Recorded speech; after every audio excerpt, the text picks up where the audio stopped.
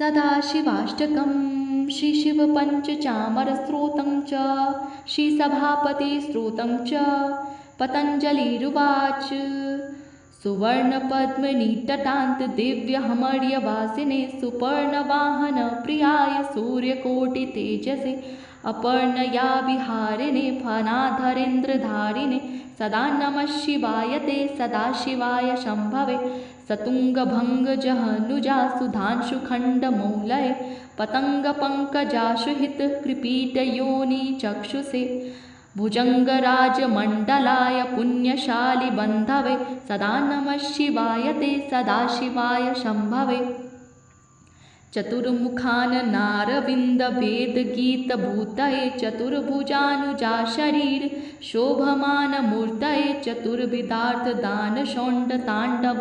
स्वरूपिणे सदा नमः शिवाय ते सदाशिवाय शम्भवे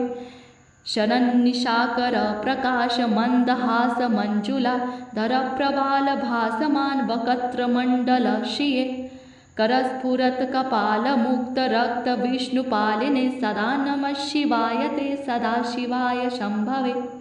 सहस्रपुण्डरीकपूजनैकशून्यदर्शनात् सहस्रनेत्रकल्पितार्चनाच्युताय भक्तितः सहस्रभानुमण्डलप्रकाशचक्रदायिने सदा नमः शिवाय ते सदाशिवाय शम्भवे रसार्थाय रम्यपत्रभृत्रथङ्गपाणये रसाधरेन्द्रचापशिञ्जनिकृतानि शालिने स्वसारथीकृताजनून्नवेदरूपवाजिने सदा नमः शिवाय ते सदाशिवाय शम्भवे अतिप्रगल्भवीरभद्रसिंहनादगर्जित श्रुतिप्रभीतदक्षयागभोगनीकसद्मनां गतिप्रदाय गर्जिताखिलप्रपञ्चसाक्षिणे सदा नमः शिवाय ते सदाशिवाय शम्भवे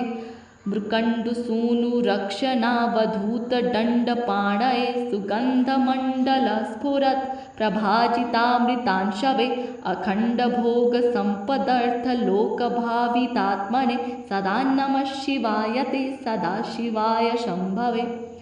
मधुरिपुविधिशक्रमुख्यदेवैरपि नियमार्चितपदपङ्कजाय कनकगिरीशरासनाय तुभ्यं रजतसभापतये नमः शिवाय हालास्यनाथाय महेश्वराय हालाहलालङ्कृतकन्धराय मीनेक्षणाय पतये शिवाय नमो नमः सुन्दरताण्डवाय इति श्री हालास्यमाहात्म्ये पतञ्जलिकृतमिदं सदाशिवाष्टकम्।